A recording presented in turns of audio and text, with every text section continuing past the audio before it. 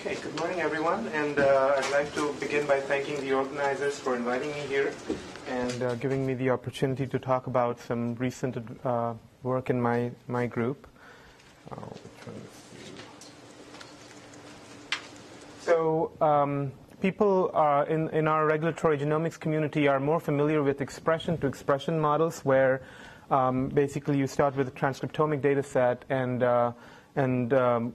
learn which transcription factors might regulate which genes by finding various kinds of correlations among gene expression patterns. So, for instance, mutual information-based approaches from Califano's lab and thermodynamics-based approaches from the Reinitz lab and Boolean circuit models from Eric Davidson and colleagues.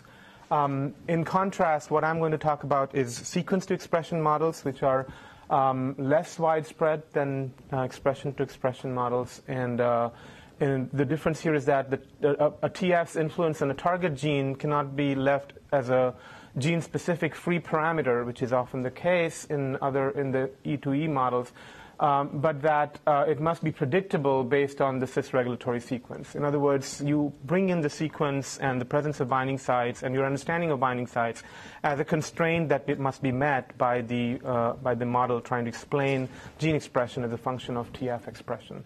So you go, for instance, from order 1 parameter per pair of transcription factor and target gene to 1 parameter or a couple of parameters per transcription factor to capture its biochemistry globally. And so it's a huge additional constraint.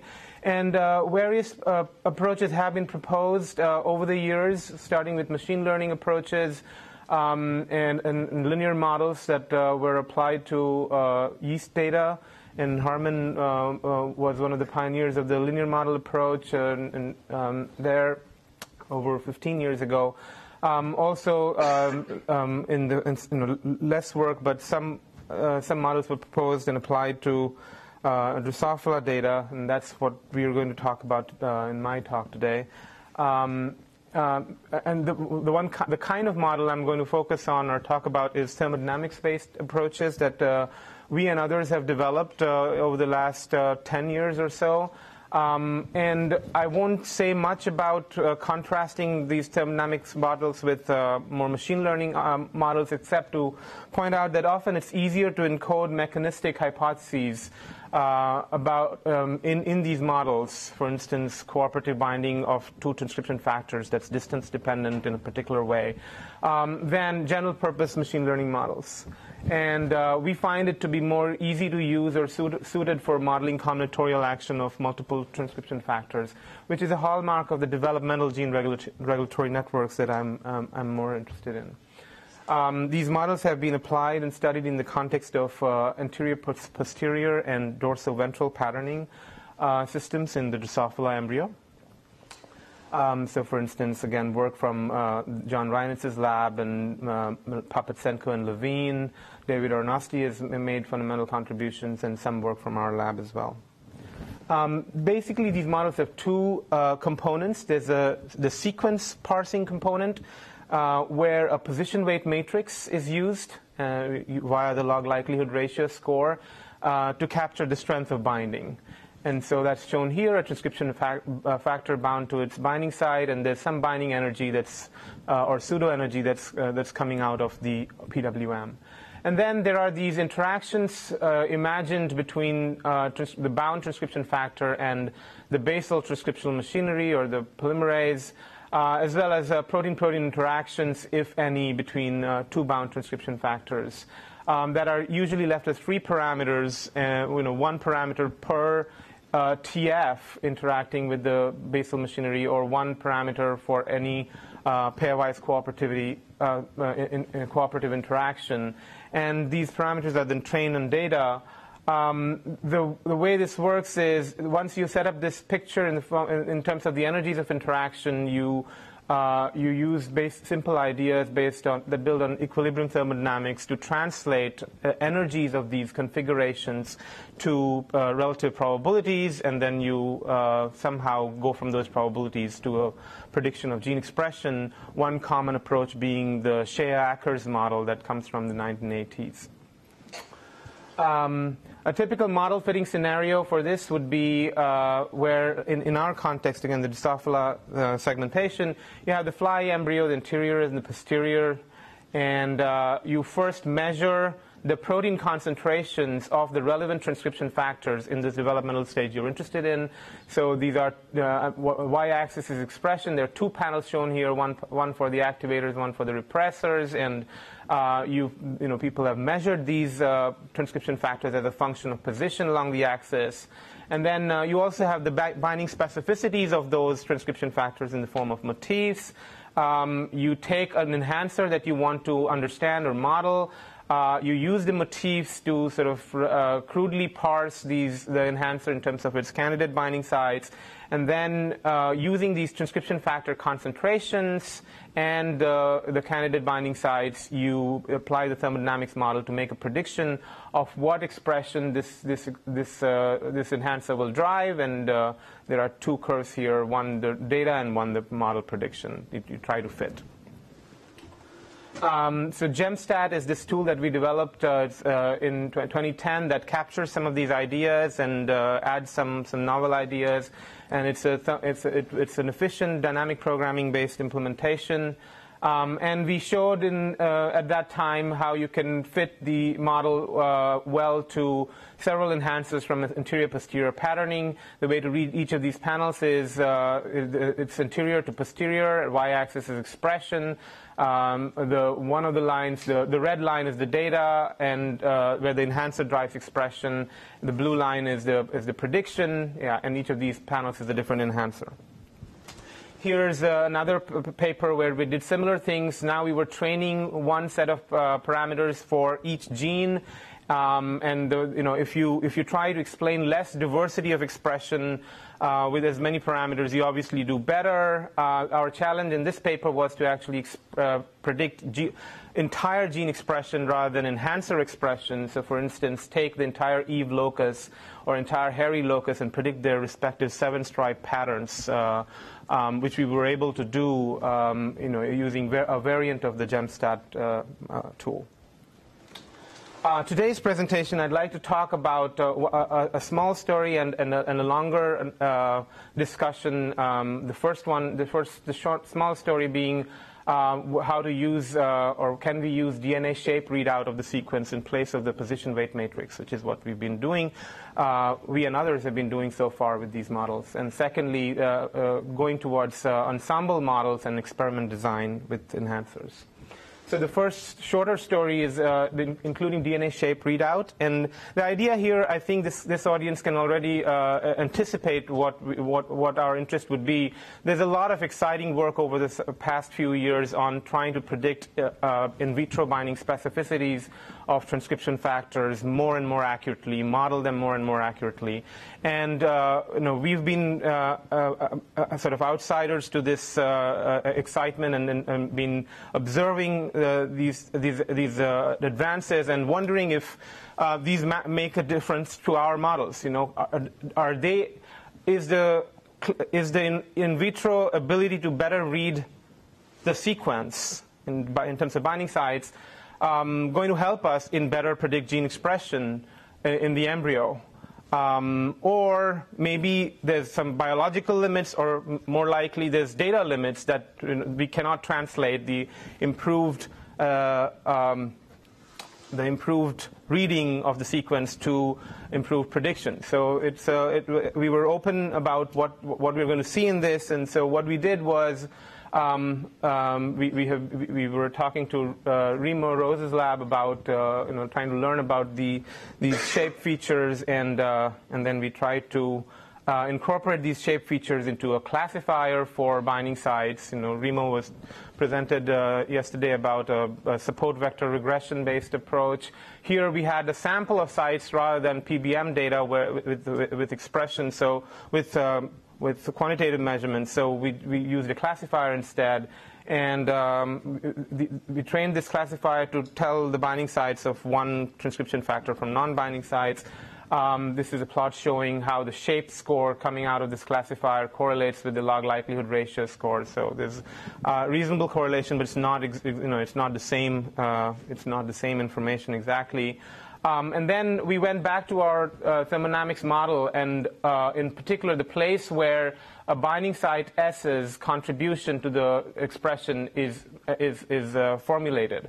And that part is where there's this is called the statistical weight in the Boltzmann distribution, and this is the transcription factor concentration. And here is where the LLR comes in. This is the LLR of the optimal site and LLR of the site. And the difference in LLRs gives you a sort of difference in binding energies. And that's how basically the thermodynamics model works. We replaced this part with a simple heuristic that takes in the shape score, which is a number between 0 and 1. And it turns out there has been previous work on this kind of pseudo-energy terms defined out of arbitrary scores of goodness of a site.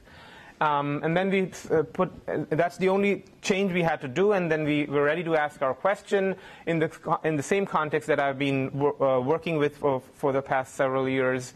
There were 37 anterior-posterior patterning enhancers, 60 bins or positions of expression along the AP axis. So that's the variation in trans context in which the model is being applied.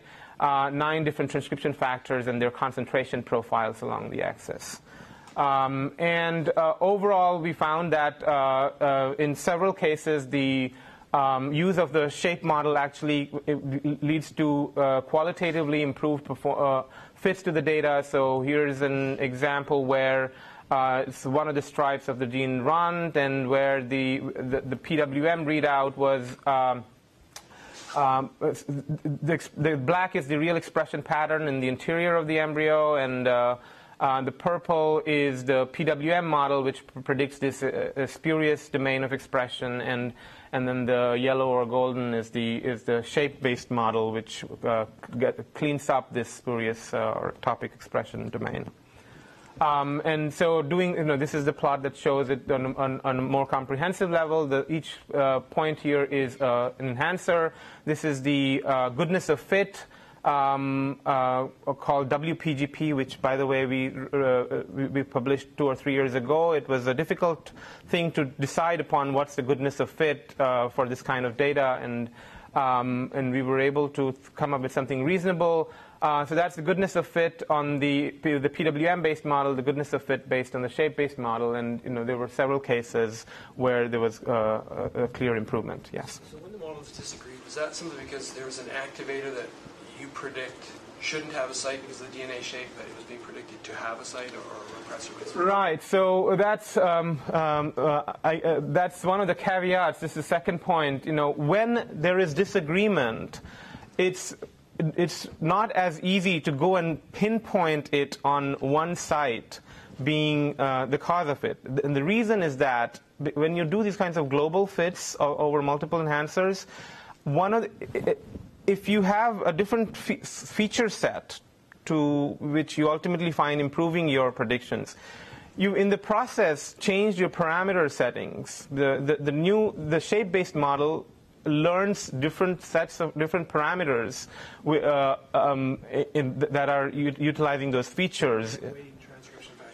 Exactly, differently from the sequence-based model, and so it's not as easy. We're working on that still.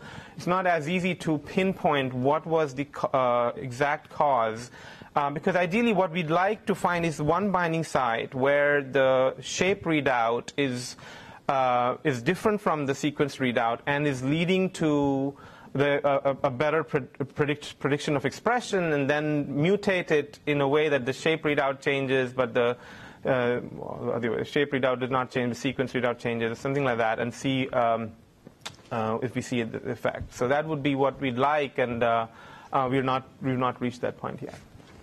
Also, the other caveat is that the data used by us on these were not really the kind of quantitative data that Raluca and you and Marta's lab generates for training these shape-based models. These were sets of sites from bacterial 1 hybrid, and What we were able to exploit is that these sites were slightly longer, so we could get some flanks and so on, but we did not have the quantitative information. And we'd really love to work in a system where we'd ideally like the PBM data for these transcription factors to be able to demonstrate the value much more convincingly. Also, there's you can have several questions about controls and whether this point is really established or not. We've been working on the manuscript, and it's in revision now, and it should be out soon. So I apologize for not presenting various controls that are necessary to substantiate this claim of improved performance. Okay, so I can then now go on to the second and major component of this talk, which is ensemble-based models of versions of the GEMSTAT model. And so the inspiration here comes from this idea of strong inference as a paradigm of science, where due to Platt from over 50 years ago, where I'll just read this out. Strong inference consists of applying the following steps to a problem in science: devising alternative hypotheses, devising a crucial experiment with alternative possible outcomes, each of which will, as nearly as possible, exclude one or more of the hypotheses, carrying out the experiment so as to get a clean result, recycling the procedure, making sub-hypotheses, and so on. And I think for many people this is so intuitive and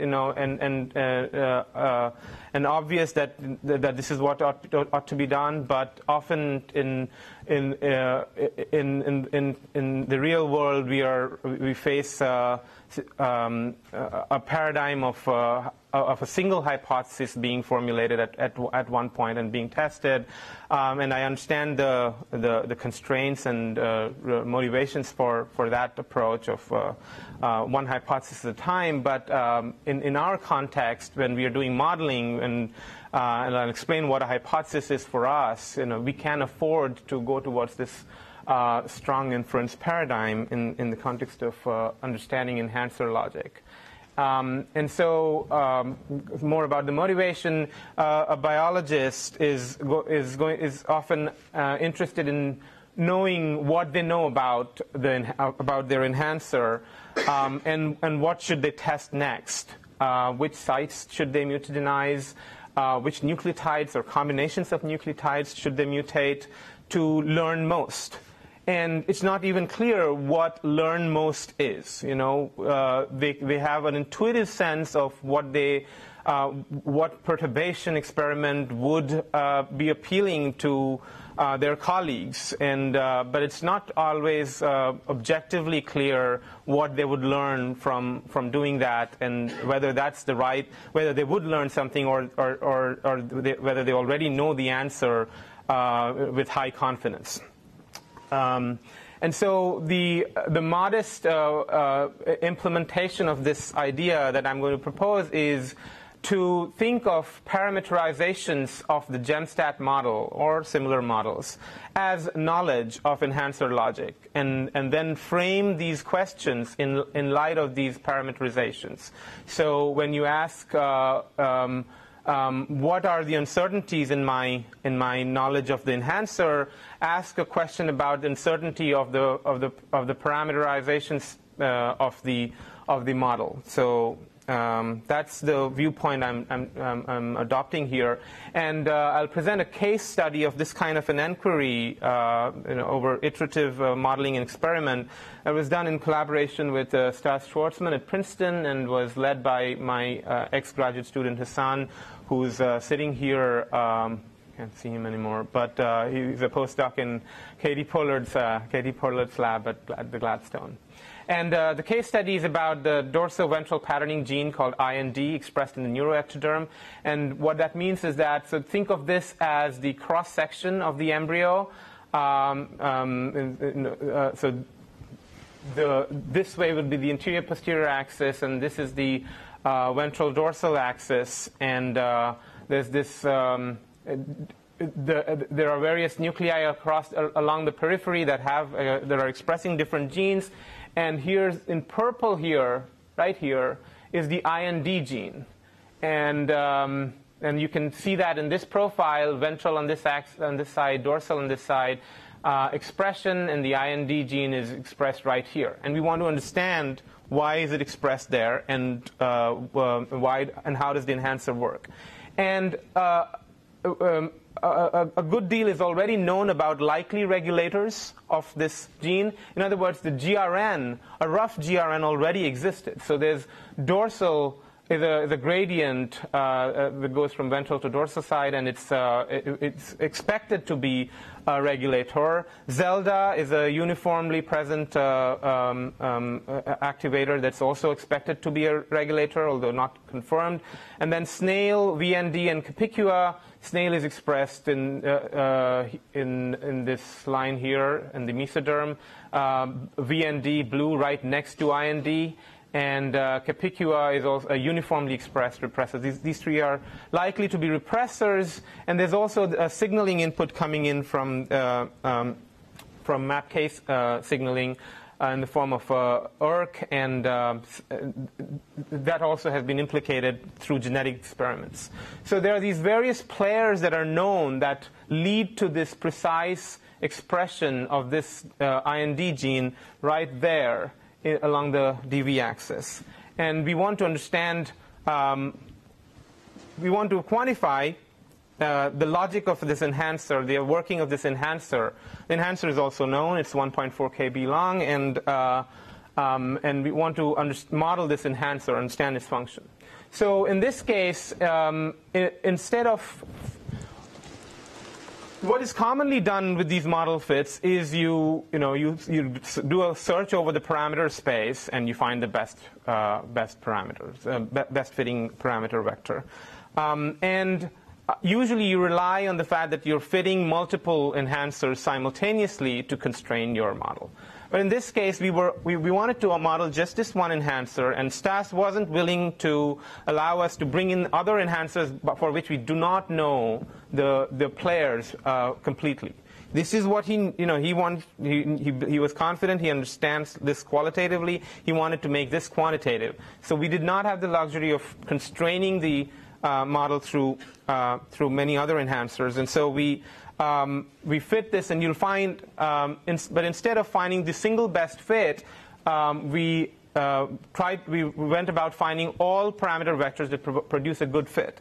And so what we did was it was about 13-dimensional space of parameters. We sort of deeply sampled it uniformly, did some initial filtering of parameters that fit the data well, and then did local optimizations. So that's a lot of samples, filter, find some of them that fit the data, and then improve the fits.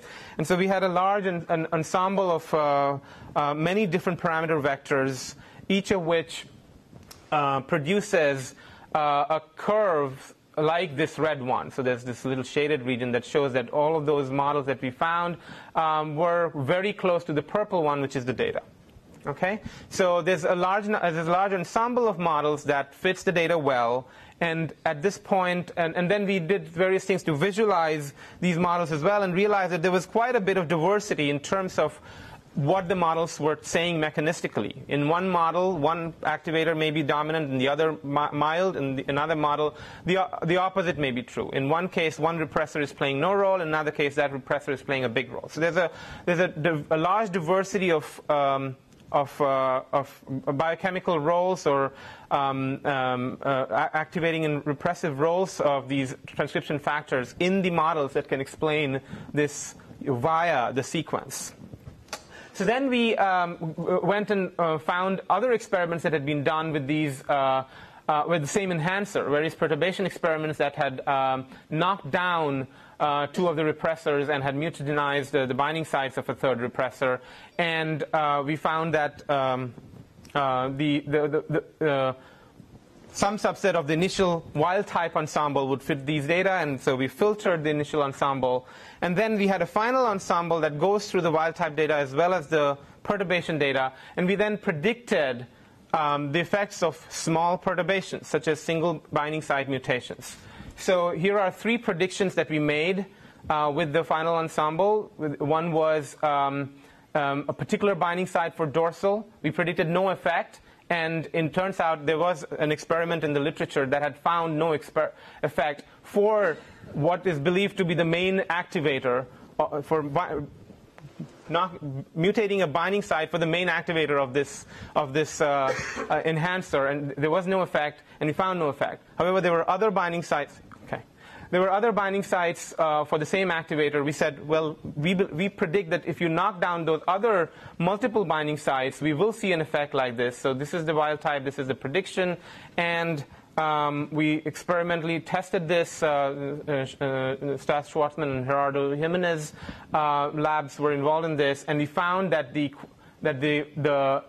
expression went down. It was not abolished like we had said, and it went down quantitatively to an extent similar to what we had predicted. And thirdly, we also predicted that when you knock down a Zelda binding site or 3 Zelda binding sites, again you'll see a drop in expression, not an abolishment, and that's what we saw. This is the images of the embryos, wild type and the Zelda site mutagenized, and these are quantitative parsings of those images to show that the expression really goes down quantitatively to an extent predicted by the models. And I think we find this very cool that we are able to predict the effects of these single or few site perturbations and to a quantitative degree. That is, it's not a matter of the expression going away or grossly overexpressed, but more at quantitative level. What we are doing now, by the way, so all this is published in a recent paper where Hassan was the lead author, and this was in Cell Systems. And what we're doing now is to go from here to a more probabilistic version of the landscape. So for instance, if you imagine the parameter space and our ensemble creation generating these 4 good parameter vectors, we'd like to go from there to something like this. And have a probabilistic landscape over the ensemble of models. So this is a 2D version of that. Those are all good models that were revealed by our procedure. The way we cast a probabilistic landscape over these models is, so you realize it's an ill-defined problem. It's you want a probability landscape from which these points might have come, but they're not supposed to be. They're not expected to be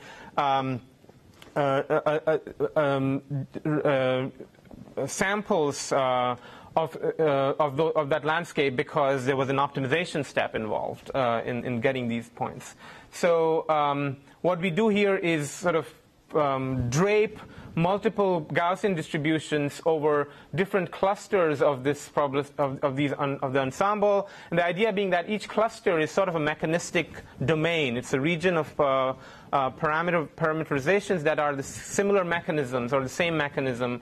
And so if you find these clusters and put a Gaussian around on each of them, in fact, we put a mixture of Gaussians for each cluster, and then there was a mixture over those clusters. That's the landscape we use to then be able to do additional things with the ensemble. So, for instance, this is a work looking at single nucleotide mutations in the IND enhancer. Using our probabilistic landscape to put standard deviations around our predictions, and then ask, well, here's a SNP that we predict to have the largest effect, but it's actually not seen in the population. It would be we'd be curious to know if the model was right about this predicted effect, and it's really avoided in the population. Here's a SNP that's a moderate effect that's predicted to be compensated by another SNP. So we think that this SNP should have this moderate effect, and it's seen in the population, and we believe it's because there's another SNP that's compensating for it. So we'd like to know if that's the case. Here's another SNP, which is just the largest predicted effect in the population. And so we are testing these various SNPs, in collaboration with the Jimenez lab in Barcelona.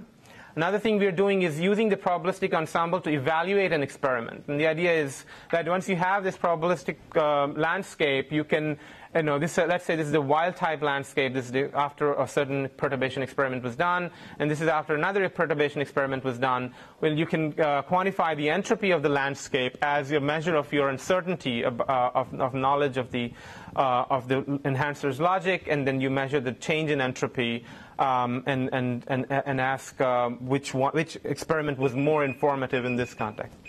I'm almost done. So in this context, I'd like to point out then when I talk about these ensembles of models and having learned something because we ruled out a large number of mechanisms, people ask, biologists often ask me, well, that doesn't make much sense to me. What exactly did you learn? And so we have to convey to the biologist what was learned from an experiment, not just as a reduction of what mechanisms were ruled out, but in a language that they are more familiar with. And so here's one visualization of that. This panel is about a particular experiment that was done on a site by mutating this Capicua binding site.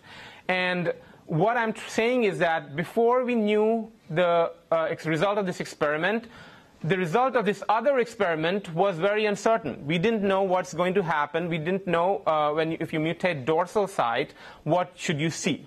But after knowledge of this experiment 1, result of this experiment 2 becomes clear. In other words, we understand now that this particular dorsal site does not play a role in this enhancer, and that turns out to also be the reality. So this first experiment was informative of the effect of this other experiment, and that's something concrete for the biologist to take back as something learned from these experiments. So the future work we want to do here is that towards experiment design, once you have a probabilistic landscape over the current good models, you can calculate an expected change in entropy. These are ideas in the literature, in the experiment design literature, which is quite rich and old. You can calculate an expected information gain from a particular experiment, and then choose the experiment that you expect to have the greatest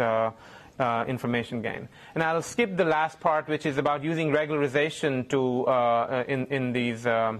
Sorry for just moving over these. We've shown that regularization, or in particular one form of regularization called noise regularization, helps in further trimming down the landscape, even without additional data. So in summary, I'd like to think of GemStat as a null model for interpreting sequence. We all agree that to first approximation, activators activate, and if you have more of the activator or stronger binding sites, you'll have stronger activation, and repressors repress. And GemStat is a way to encapsulate all that and read a sequence while encapsulating those ideas.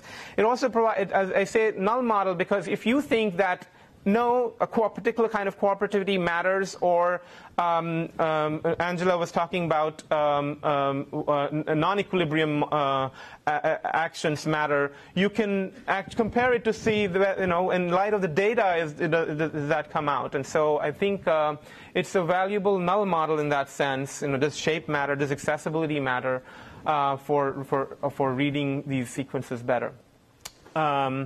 And also, ensemble of models is a formalism for what we know and do not know about enhancer, and towards systematic experiment design. I think it's valuable as people are getting more and more savvy about collecting high-resolution data on individual enhancers in embryos and other contexts. I'd like to thank all the people who did the work. So Hassan is here. You can ask him questions during the break.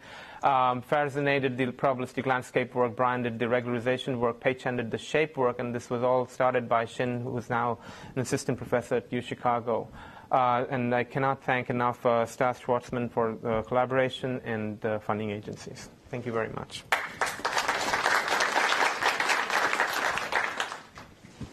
Questions? Over.